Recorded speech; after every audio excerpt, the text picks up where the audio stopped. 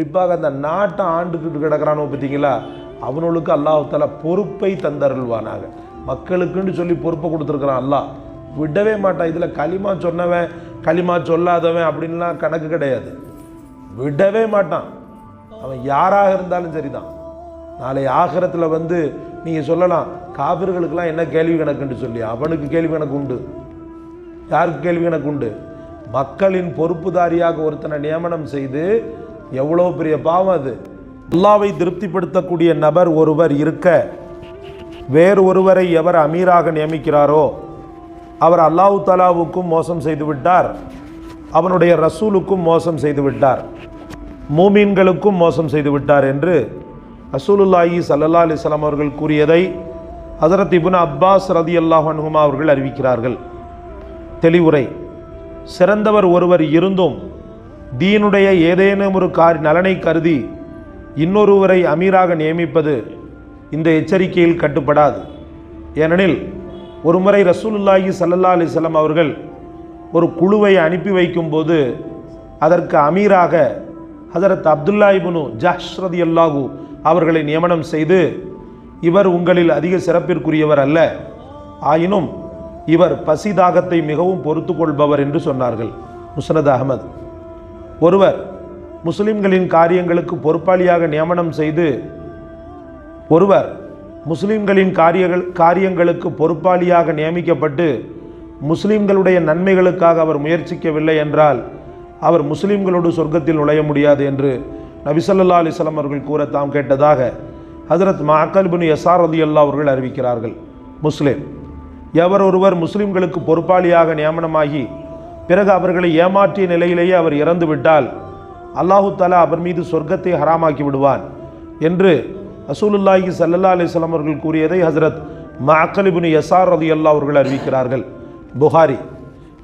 அல்லாஹ்வின் நல்லடியார்களே, நம்பிக்கை துரோகத்தில் ஒன்று தான் ஒருவருக்கு பொறுப்பை அல்லாஹ் தந்துவிட்டு அந்த பொறுப்பில் தட்டி கழிப்பதையும் அந்த பொறுப்பில் கொஞ்சம் கூட பொறுப்பற்ற நிலையில் இருப்பதையும் மார்க்கம் என்ன செய்கிறது?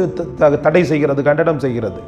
முஸ்லீம்களுக்கு பொறுப்பாளியாக ஆக்கப்பட்ட அவருடைய மைண்ட் செட்டில் மக்களுடைய இதுதான் தலையில் இருக்கணுமே ஒழிய இவர் சொந்த பிரச்சனை சோக பிரச்சனையெல்லாம் தலையில் வச்சுக்கிட்டு அந்த பொறுப்பை அம்போடு விட்டுட்டார். கடைசி வரைக்கும் ஒரு முஸ்லீமை கூட அவர் வாழ வைக்கலை, ஒரு முஸ்லீம்களுக்கு கூட என்ன செய்யலை, காரியமாட்டலை. இந்த நிலையிலேயே வஃபாத்தும் ஆயிட்டார் அப்படின்னு சொன்னால் சொல்கிறாங்க நபிகள் நாயகம் ஸல்லல்லாஹு அலைஹி வஸல்லம் சொர்க்கத்தை ஹராமாக்கிடுறான் அல்லாஹ், அவ்வளவுக்குள்ள பொறுப்பு அப்படின்றது. அதனால தான் சில இடங்களில் நம்ம பார்க்குறோம், பள்ளியினுடைய நிர்வாகத்தில் இருக்கக்கூடிய மக்களாக இருந்தாலும் கூட பொதுமக்களுடைய பொறுப்பையும் கையில் எடுத்துக்கொள்வாங்க. எத்தனையோ பள்ளிகளில் பைத்துல் மால் திட்டம் இருக்கிறது. பைத்துல் மால் நம்ம பள்ளியிலையும் இருக்கிறது. பைத்துல் மால் இதில் என்ன செய்வாங்கன்னு சொன்னால், ஏழை எளிய மக்கள், குமர்கள், படிப்புக்குன்னு சொல்லி வரக்கூடியவங்க, கடுமையான நோயாளிகள், திடீரென ஏதாவது ஒரு மருத்துவ உதவி தேவைப்படக்கூடியவர்கள், நலிந்த மக்கள் அப்படின்னு சொல்லி தன்னுடைய பைத்துல் மாலில் இருந்து காசு கொடுக்கலாம், பள்ளியிலேருந்தே கொடுக்கலாம் காசு. அதில் எந்த தப்பும் கிடையாது. அல்லது நான் சொல்கிறது புரியுதா உங்களுக்கு?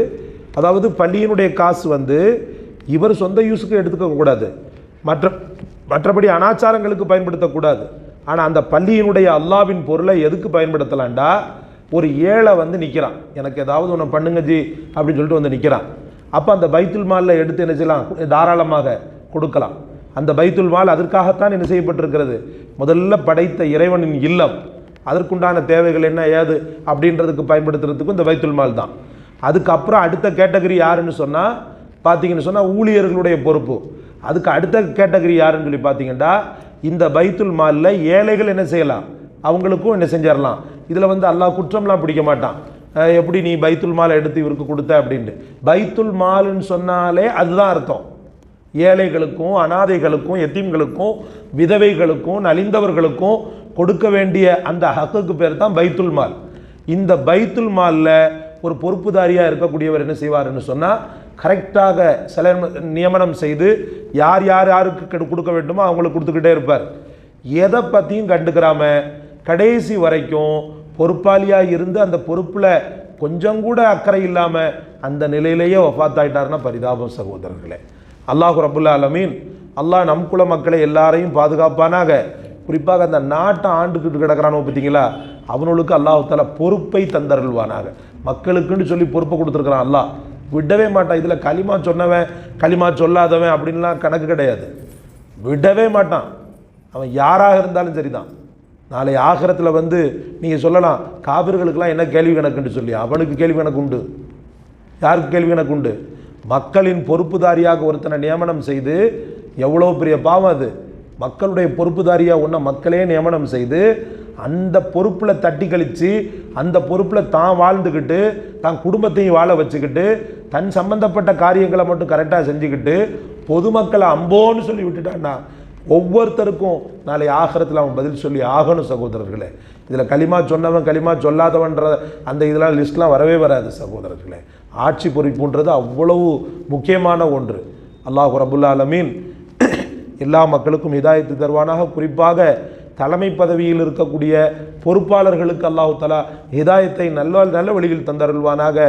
ஆட்சி பொறுப்பில் இருக்கவனுக்கு நல்ல வழியை தந்தருள்வானாக.